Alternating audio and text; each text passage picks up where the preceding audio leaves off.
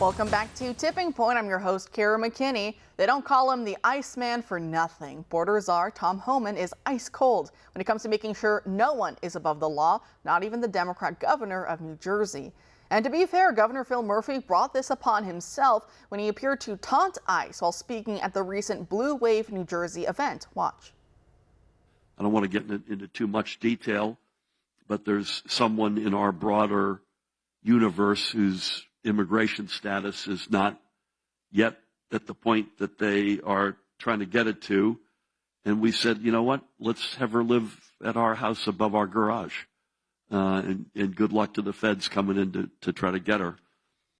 I hope Democrats are loving the precedent they set, because if the feds could storm Mar-a-Lago back in 2022 and be authorized to use deadly force against then former President Trump if it came to it, then the walls of the governor's mansion will be nothing for ICE to handle.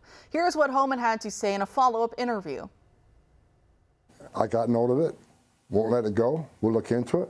And if he's knowingly harboring, concealing an illegal alien, that's a violation of Title 8 United States Code 1324. I would seek prosecution, or the secretary would seek prosecution.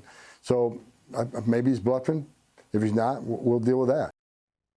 Now, before we get to our next guest tonight, I was wondering if any of you have been following the story of that American woman over in Pakistan. Because while we're always talking about third world immigration to the U.S. for handouts and for fast-track citizenship, this is the only time I can think of personally of it going the other way, and Pakistan is utterly beside itself on how to proceed. 33-year-old Anija Andrew Robinson traveled to the country back in October to marry her 19-year-old boyfriend whom she met online. The story goes that his family was horrified by the news and have hidden the teen away somewhere while this American woman camps outside their house conducting press conferences and referring to herself as the wife of their son. Now, sadly, according to this woman's son, she is extremely mentally unwell, so I won't comment on that, only to say that it's bizarre watching an American abroad in Pakistan making the same sorts of demands that mass migration from Pakistan into the West also tried to dictate. Watch.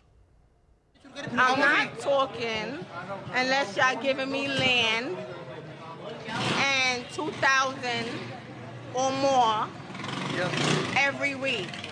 You hear me? Okay. Yeah. I'm getting my Pakistani passport and Pakistani ID. What are you doing here? I don't live here, I'm chilling. You chilling here? Why are you not taking your flight to It's America? none of your business. Now go home. Joining us now to discuss is Liz Harrington, a former spokesperson for President Donald J. Trump and a current contributor for Bannon's War Room. Liz, thanks for being back tonight. Hey, great to see you, Kara.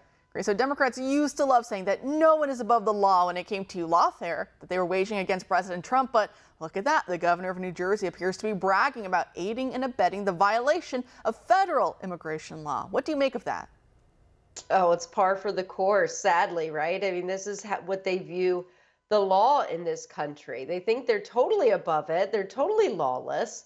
It really is amazing to see them be so honest about what they really view immigration and law and order in our country. And the amazing thing, though, is they could have gotten away with this in the past, but there's a new sheriff in town. And don't you know, President Trump is back in the Oval Office. He's not playing games, and not that he was the first time, but I mean, there is so much to clean up, and we are very serious.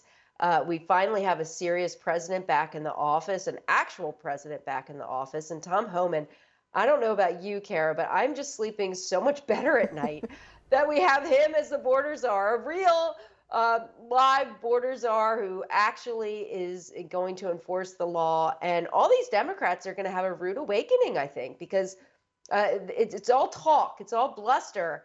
Until you actually have people who are serious about our great country and fixing our border and our sovereignty, which is the most serious thing of all. And it couldn't have come fast enough.